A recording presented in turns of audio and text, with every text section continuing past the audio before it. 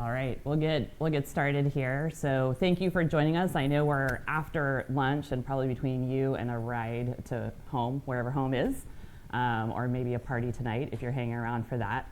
But thanks for spending some time with us today. I'm Stephanie McReynolds. I'm the Vice President of Product and Portfolio Marketing at OneTrust, and I am joined here by Blair Hutchinson today.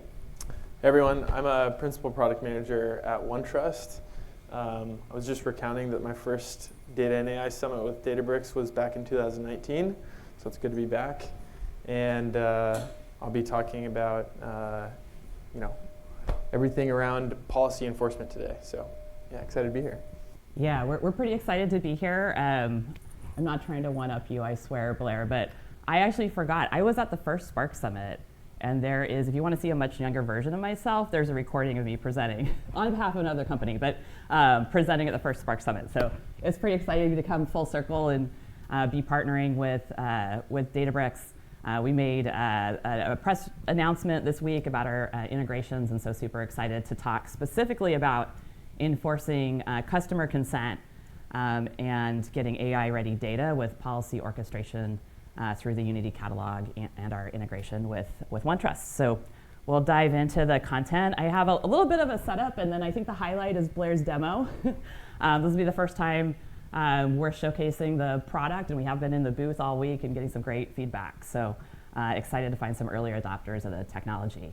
Probably everyone in this room or who's watching digitally after the event will be familiar with this slide or a slide like this. This is Gartner's data on what are the top technologies being discussed at the board level. No surprise, AI/ML is at the top. It's at the top. It's the top technology seeing increased CIO investment. If you look at AlphaWise or Morgan Stanley research, it's the top technology changing the IT landscape, right?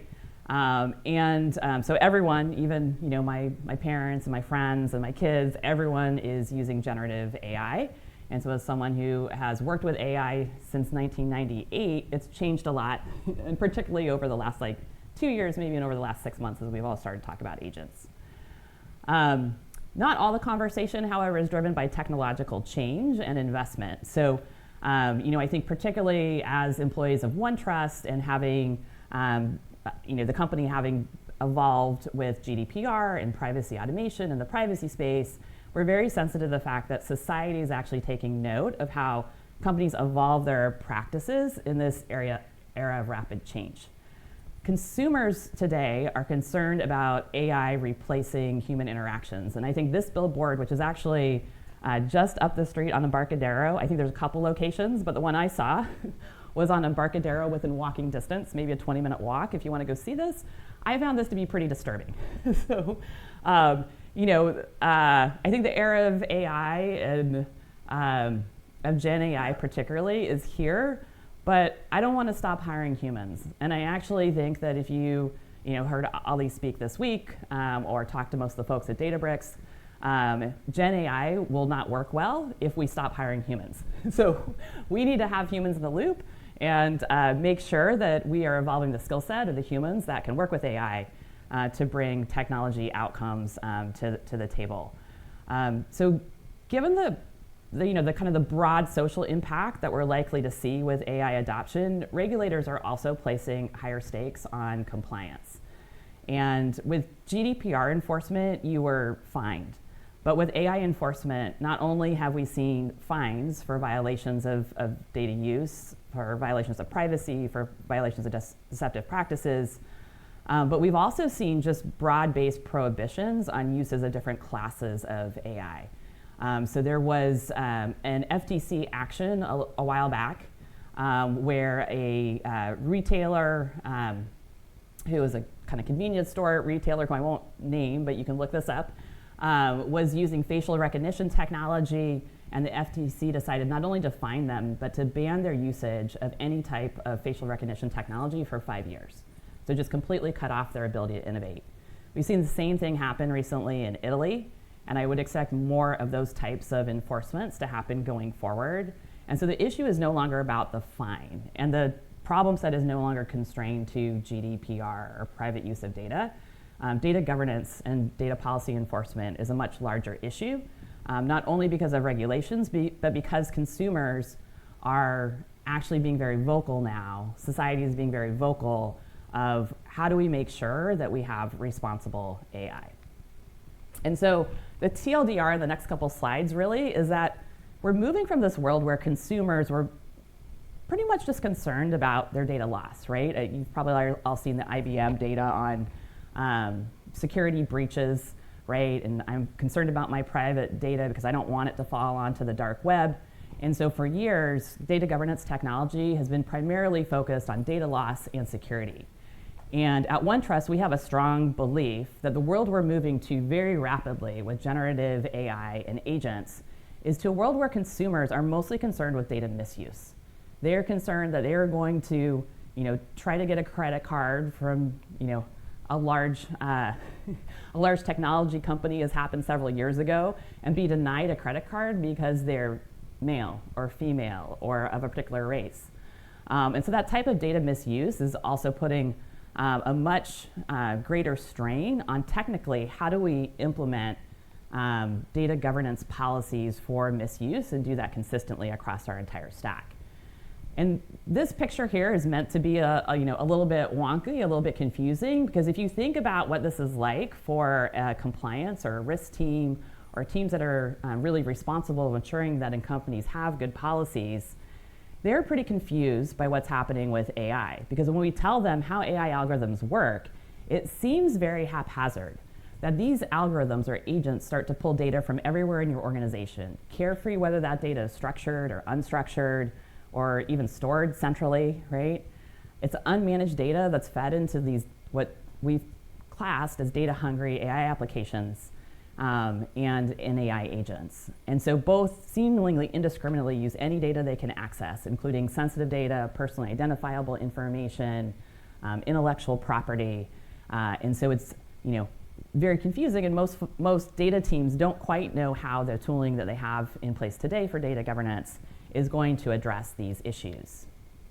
And so this era that was simpler that came before of data security governance, that really encompasses the types of tools that we've had to date. So if you think about data discovery tooling that surfaces dark data, tags it, organizes it for public, private, or confidential use, those types of tags are very limited in their capability to think about misuse.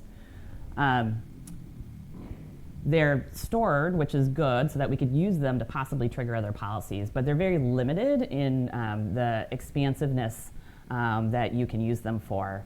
And other solutions like data security posture management use data discovery as a prerequisite to assess data security risks and provide visibility into where the data was stored, who had access to those stores, what perimeter controls were in place to minimize the movement of data outside of the organization or the environment. And so they're useful, but they are not quite sufficient for the misuse cases that we're facing today. And so we'd argue that AI-ready data isn't this data security issue, it's a data misuse issue. And what's complicated about getting to enforcing policies in an era of data misuse is all of the business context that you need around that data. And I think that's why Ali was talking about some of the advancements in Unity Catalog today, right? That these different types of context really need to be stored in a central location and orchestrated across all of the tooling that you're using to process data, not only for AI algorithms, but also for human usage through business intelligence or analytics. And so this new context text addresses questions like, what does the data really contain? What are the business semantics of that data, right? What is the intended use of the data? What is the purpose that we want as users to use that data for? What is the customer's preferences? Have they given us consent?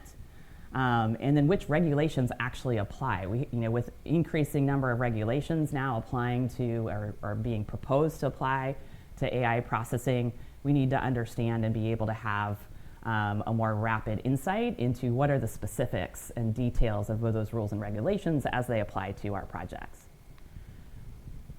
And so at OneTrust, what we've developed as part of our data policy enforcement product is a belief that we need a new solution, which we're calling data use governance. And this new solution takes a very different design and approach to data governance. And so it does that in three key ways.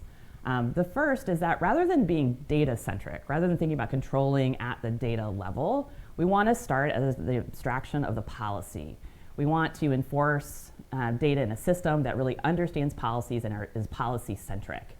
So it should take your documented policies that you have as an organization and use that as a starting point to think about the next difference, which is how are those policies beginning to be programmatically enforced in your environment? So the speed and scale of AI and then agents is going to put pressure on these manual ways that we have today to enforce policies. And so it won't be sufficient any longer to have humans attest to using data in the right way behind our firewall, right? We're opening data up through sharing to more organizations. We're speeding up the usage of that data with agents and AI workflows. And so the policies will need to be enforced programmatically in order to keep up with the pace of this technological change. And the third way that data use governance is different than traditional governance is that it's purpose-based. So when you identify a project where you want to use data, you typically have an interesting question that you want to solve or purpose in mind. And from a legal language perspective, if you look at the foundations of GDPR, purpose is a way to capture what is in the intent of the organization in using this data. And so if you're not capturing purpose as part of your data governance infrastructure or part of those tags that you are using to define projects and what data is appropriate for a project, you're missing a big component of data governance that you should be using to inform the company and the population of how this data is actually going to be used so you can make the right decisions about should we be using this data and what might we need to mask or filter out of the data set for a particular project. So let's talk about each of these in a little bit more detail. This is a high-level kind of conceptual map of what has typically happened in an organization to get to any type of policy enforcement in a more automated way. And it starts on the left-hand side here with the teams that are involved in defining your data protection policies or your data policies in the organization. So there's usually multiple individuals that are teams, organizations that get involved. There's your compliance organization, your security organization, your privacy organization. Maybe the data team's also a part of that, or some data stewards in the organization. And they write documented policies. And those policies may be stored in OneTrust. They may be stored in a separate GRC system. A lot of organizations actually just store those policies on wiki sites because the way they're enforcing those policies, state of the art today for many organizations, is running training and having individuals attest to using data the right way. So this documented policy is often disconnected from your data stewards who are asked to help enforce the policies in a broader based way with the rest of your population. And so it puts the data stewards, who are often more business-minded individuals trying to sit between the technology organization and the risk and compliance organization, in a bit of a difficult spot because they're taking these documented corporate policies and then trying to figure out, well, how does that translate into rules that are data specific or data centric that I could enforce within my infrastructure? And then when they figure that out, if they figure that out, then they have to go and hand off to a whole nother team, right? Your Databricks admin or your data team or whoever is dealing with access rules and responsibilities, maybe the security team in your Databricks instance. And they have to start thinking about, okay, what are the data controls now we put in place manually through coding effort? And so this is as you can imagine, this is a very messy picture. It looks pretty simple here, but in reality, this is a very messy picture with a lot of people involved and a lot of handoffs. And most organizations that we've talked with over the last 2 years have not been doing a good job at this. So that's the difference between kind of when you take a policy-centric approach, you take it to solve those problems versus taking a data-centric approach. What about programmatic enforcement? So programmatic enforcement is really meant to ensure that the individuals that have attested to these policies are actually making the behavioral change, right? I am a social scientist by academic training, and I will tell you that humans hardly ever follow the rules. If we just ask them to follow the rules, most humans will not follow the rules at some point. I think we've all probably gotten a speeding ticket or a parking ticket. I have 2 young boys who are learning. One's driving, the other's learning how to drive. They don't follow the rules. It's kind of a test and iterate process to follow the rules, and they get followed sometimes. In order to really put the right guardrails in place to teach people how to follow the rules, you need to have some sort of programmatic enforcement or some sort of UX that is helping you to enforce those rules. And so what you're going to see in the demonstration today is how this actually works between OneTrust and Databricks. And we also have announced integrations with other vendors so that we can orchestrate policies across multiple systems, not just Databricks, but also Snowflake and Adobe and to come other data systems that you might be using.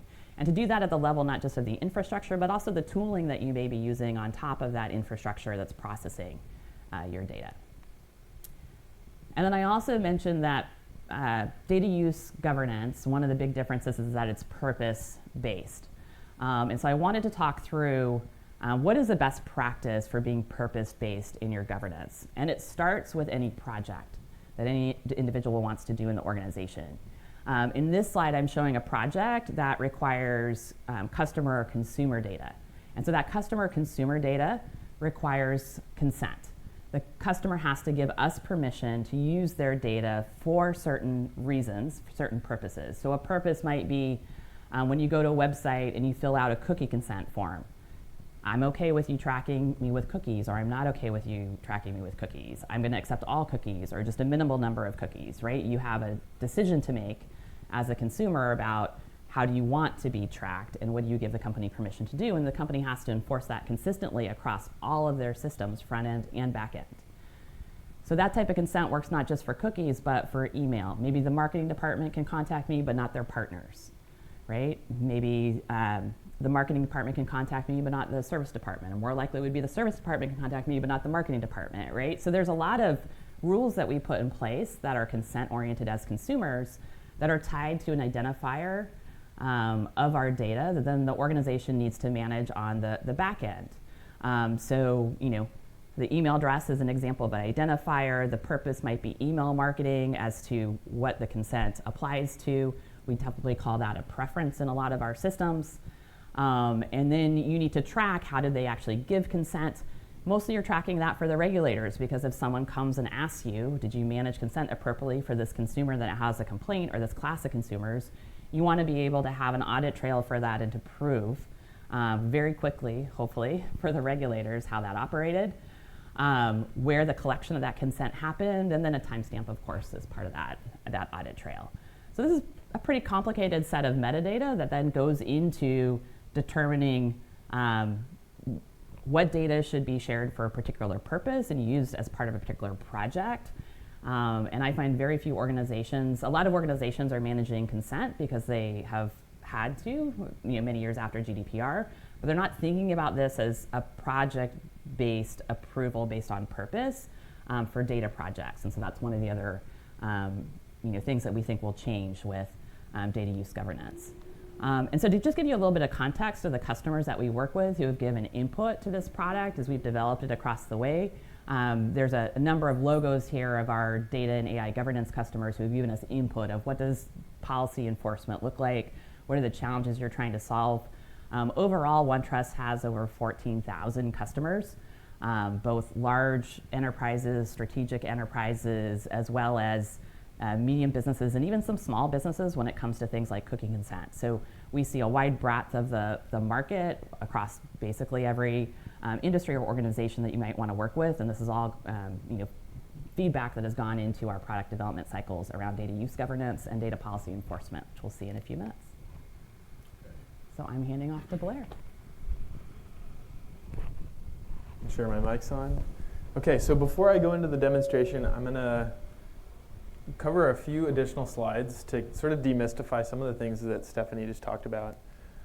The first is how we think about translating regulatory requirements into the data controls. This extends actually beyond just regulatory requirements. These could be internal policies, and they could also be legal contracts that you have for data sharing. So at the top, we're looking at a regulation. There is regulatory text. And from that, we parse out the different data elements that are a part of that regulation. So patient name, diagnosis are all part of HIPAA. We also understand the purposes that the business has to use this data. And through the technical controls, we bring these two concepts together. So the controls that we'll be talking about and we'll be seeing in the demonstration is really how we go about enforcing tag-based column masking and how we include consent in the row filters that are applied to tables that contain sensitive information about individuals. So to tee up the demo, I'll be playing 2 different roles. I'll be a data governance professional that's working in OneTrust, that's managing that translation that I just talked about, and also following through with the enforcement. And what I won't demo, but is sort of assumed as part of the setup, is I already have streaming live into Databricks my user consents. And I'll show you that table in Databricks when we go through the demo. The other hat that I'll be wearing is that of a data scientist that's working with data in Databricks. Number of different tables, structured and unstructured data to be used in an AI model to make doctors more prepared and informed as they're trying to increase their patient care. So that includes a lot of sensitive information, and as a data scientist, I need to be aware of what information I can and can't use in those models that I'm creating. So I guess right now, at this point, these are 2 disconnected systems. Just as Stephanie illustrated, there's sort of a gap that we're addressing here between what governance councils are asking of those that are actually practitioners of data. So I'll start the journey in OneTrust. Again, I'm wearing my data governor hat. These are, at the very bottom here, you're looking at recommended policies based on the jurisdiction and the regulatory requirements that I am subject to. So you'll see things like common standards and frameworks, PCI, SOC 2. Now these are recommended for use, and if I look into one of these templates, I'll show you exactly how we're flagging certain data that needs to be addressed. So there's a set of rules and attributes that set of rules that have a certain number of attributes that we're evaluating. There are these terms and tags that are akin to those data elements that we looked at from the previous slide. I've already scanned my Databricks data and my other environments, and you can see that we've got a number of first name and last name points of data in my particular data sets that I've scanned. And we've categorized these as well. So various elements are categorized as personal identifiers, device information, electronic information as well. All these different categories of data can be used in the policies that are defined. We have an extensive list of classifiers. My kind of transcription down here is hiding the fact that there are over 300 classifiers that we have. And those are all part of what we call classification profiles. So you'll see things like specific departments or regulatory requirements or regulations that group these in order to apply those given the specific regulations you're subject to. So I already have some of these data policies that are active, and they're actually already returning different violations. So we'll jump into this personal data requiring, actually before that, I'm going to query these tables in Databricks to show you sort of the before and after. So this is the consent data that's streaming live to Databricks. So each patient has given me consent for different purposes. Each of the purposes are in the columns just to the right of the patient ID. So the one that we're going to be using today is imaging AI. So that's consent that's been given to me for this data science project. There's other consents associated with that patient ID that I could use as well. The other table that we'll be referring to in the demo is this patient information table, which I'll query here in just a second. So this is the table that I want to be using that contains sensitive information. So this is the one that we'll see change throughout the demo that needs to take into consideration individuals' consents and also filter out information based on the purpose that I'm using it for. So I'll jump back into OneTrust and we'll look at those violations that have been raised. and walk through the process of applying the policies directly in Databricks. So I'll click into these 3 violations. The one that I'm concerned about for my project, or for the project of the data scientist, is this patient information. We can take an action directly on this, and this is going to take us into, since this is the first time I'm doing this, this is sort of our builder experience to define the policy for the first time. This is then reusable across other tables that I would want to be applying this to consistently. So the table that we're filtering on is patient ID. And then I'm just going to reference that consent table that's been exported into Databricks. So this is my patient consents table. And I'm going to call out the patient ID and the specific purpose that I want to be referring to, which is that imaging AI column. So now I need to assign the purposes that get to use that information, or that, the patient, that specific patient information. Some groups can see everything, while other groups can only see specific information where consent has been explicitly granted. With that building experience completed, I'll save that, review things, and then push that directly to the tables that I had selected that were in violation. Coming back to Databricks, the table that previously had 100 rows is now being filtered down to only 30. And I'm sorry that this is hiding this, but you'll have to trust me. It starts at 9 and goes to 10 and 14. We're filtering out all of the other patients in between there. But we still need to address gender and full name, which are sensitive personal information that we need to be filtered out. So let's jump into that particular set of violations. You can see that this is a pattern not just in Databricks, but across other systems as well. The same process can be applied consistently across the systems. I'm just going to show you what it looks like in Databricks, though. So I'm going to highlight all of the specific violations, and I'm not going to go to a builder experience. I'm actually just going to apply something that I've created previously to address all other specific violations that meet this unmasked personal identifier policy. So that's for specific groups. It's going to be masked in a very specific way that's determined by our governance team. In querying those results, we can now see for the data scientist that they cannot see gender and full name, and the specific rows are filtered out. Now, all of this can be managed within OneTrust. Again, the value proposition is that this is all consistently applied. I can see exactly what triggers are applying there, and I have an audit log of all the times that those violations have been remediated with timestamps associated with those if I were to click into them. So that's the demo. That's some of the work that we have started and really highlights what we've done with Databricks. As Stephanie mentioned, this extends across your data ecosystem.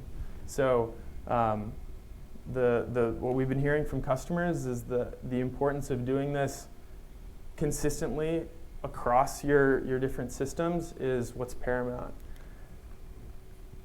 And it gets us to this place where you are continuously compliant by integrating the context that we have in OneTrust into all of the information that's being used for all those really exciting AI opportunities in Databricks.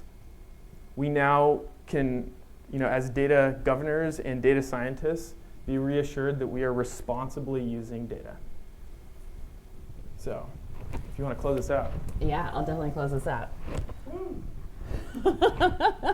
Everyone was ready to wrap up for the day. So if you're interested in seeing more of what you saw here or going a little deeper on other components of the OneTrust stack, I mentioned that we have a solution we were not demoing here to actually collect consent at the point of customer interaction. We also have an AI governance product that integrates with MLflow that we're demoing in the booth. And then I didn't mention the consent preferences product is actually part of the marketing intelligence offering from Databricks that was announced about 6 weeks ago. There's folks in the booth that can talk to that. We're demoing AI governance with ML Flow and the data policy enforcement with the Unity Catalog, which you saw a preview of here. So if you want to go deeper on any of that, please make your way to our booth. I think we have at least an hour or two left on the show floor, so people might be a little tired, but they're still there. And we have some of the subject matter experts from our team on various regulations and policies there. I'd be happy to connect with you and talk about other topics as well. So thank you for the time today. We'll stick around in case anyone has any questions and entertain those. And we're really excited to be here at Databricks and cementing our relationship with both joint customers that we already have, as well as some new folks we've been meeting this week. So looking forward to collaborating with the community. Thank you so much.